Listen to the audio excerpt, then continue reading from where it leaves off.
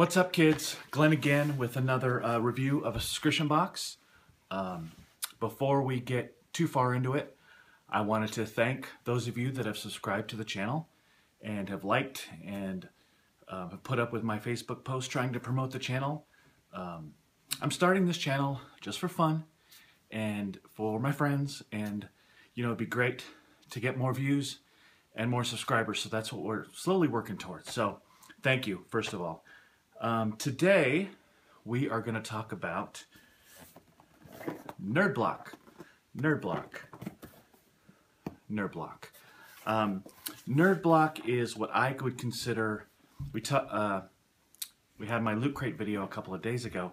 Nerd Block is what I would consider their main competitor. It's the other big box around. Some of the smaller boxes that I'm going to talk about in future videos, they're starting to gain some traction and get bigger. But Loot Crate and Nerd Block are really the two major ones. Nerd Block has branched out quite a bit. Nerd Block, the company, puts out quite a few subscription boxes. One is Nerd Block Classic, which is what we're going to review today. And then they have some other specialty blocks.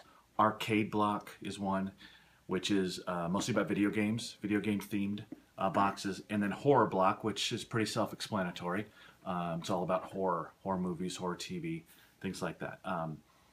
Nerd Block Classic is pretty much a straight geeky theme, and they do a different theme every month, just like Loot Crate does, and most of the boxes do.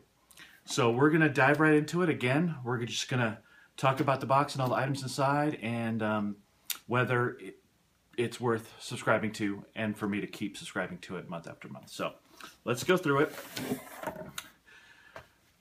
The first thing you're going to guess is in the box is a t-shirt. So the thing about this box, and we'll go over each item, but the theme of this month's Nerd Block is not so much a theme, but the theme is called Simon Says. And Simon Says because they have a special guest curator. So I don't know how many of you have heard of Simon Pegg, but you've all seen him. You might know him from mostly from his movies, Shaun of the Dead, Hot Fuzz, The World's End. He plays Scotty in the new Star Trek movies. Big kind of geek cred guy. He's self-professed nerd, and he embraces that, and he Comic-Cons, things like that. He's all over the place. So he guest curated this particular box, which is kind of neat. He picked out all the items, and in some ways they relate back to him. So the first one is the t-shirt. T-shirt we have this time is a t-shirt basically of Simon Pegg and his character from Shaun of the Dead, holding a beer and then a slice of fried gold. I like t-shirts in general. This one I'm not too big on, and I think it's just because I don't like shirts that have people's faces on them. It's just kind of weird to me. I don't, cartoony as it is, it's not a bad shirt. I have nothing against it. It's just not something that I would generally wear. The t-shirt quality is good. It's not as good as the one in the Loot Crate this month, but it's still a good quality shirt, and it fits pretty well. So, kudos on the shirt. You can't go wrong with the shirt. A lot of people are complaining that, oh, everyone has a shirt. They should take a break from shirts. I'm getting tired of shirts. They're very predictable. Well, you know what? In my opinion, and for me, I can always use another shirt. So I dig the shirts, even though this particular one I probably won't wear too much. This will be my, lounging around the house, grab the first thing I see shirt. All right, so there's that. The next thing we've got, and I'll just grab the first things I see, is Simon Pegg's book. It's called Nerd Duel, and it's from 2010. So it's basically his autobiography, and it's a pretty good read. It's a thick book. It basically goes over his, childhood and what made him the nerd that he is, and basically how he kind of maintains that persona as an adult. So, if you like stories about, autobiographies and nerd culture, this is a really good book for that. So nice that a nice thick book. It's a little bit of an older book, but it's always good to get different things in there. So the book is nice. All right. Next is this company called Kid Robot that makes figures, kind of like Funko does. In this particular case, this is a little vinyl figure, and it's called Money World, and it's basically do-it-yourself.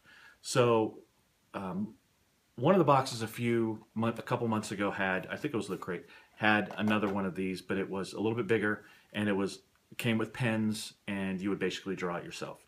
This one comes with stickers, so it's a little easier to just slap stuff on. If you're the creative type and like to make figures from scratch, this is kind of a mystery box too, because you don't know what color it is. I haven't opened this. I know it's one of these colors, and the reason I'm opening this is because I'm probably not going to use it. I'll probably use it as a stocking stuffer. So one great thing with these boxes is that anything that I don't use, I could probably give to my nieces and nephews as stocking stuffers, or gifts to friends, things like that. And I mean, honestly, I haven't had to buy little toys and stocking stuffers for a couple of years now because of all the extra stuff that I have in the different subscription boxes. So that's probably what I'm going to use this for, but this is kind of cool if you like to just kind of sit around and draw on things and be creative. These are nice little figures. Again, not much for me. All right. It being April, some of the boxes are putting in April Fool's themed, even though these are the March boxes, they're putting in April Fool's themed items. This particular one is, it's a whoopee cushion with Harley Quinn on it, from Batman, and some of those fake ice cubes with the bugs in it, which is Mr. Freeze. This little Freeze's ice babies little bug thing. So kind of cool. Actually, there's 2 boxes this month that have whoopee cushions in them, which was kind of weird. But they're both branded, and they're both branded similarly. So at least this has some sort of graphic design on it. Not much for whoopee cushions or joke stuff, but you know, these are packaged together, and they're, you know, nothing wrong with those. And it kind of continues on that April Fool's thing. All right. Now for a couple things, a couple more items. Guardians of the Galaxy magnet. Magnets are pretty cool. I like magnets. I like to put them on the side of my computer, put them on the fridge, obviously. In this particular case, it's a Rocket Raccoon. But I guess the different boxes, you know, you might get a random Guardians of the Galaxy, one of the characters there. So can't go wrong with Guardians. Got the poster on the wall right next to me. You know, I dig magnets in general, so that's a good combination. One of the things that some of the boxes like to do is kind of tease the next box so that you'll stay subscribed. And it's a great way to do it. You know, you put a little little note in there saying, hey, make sure you stick around for April's box because you're going to get this.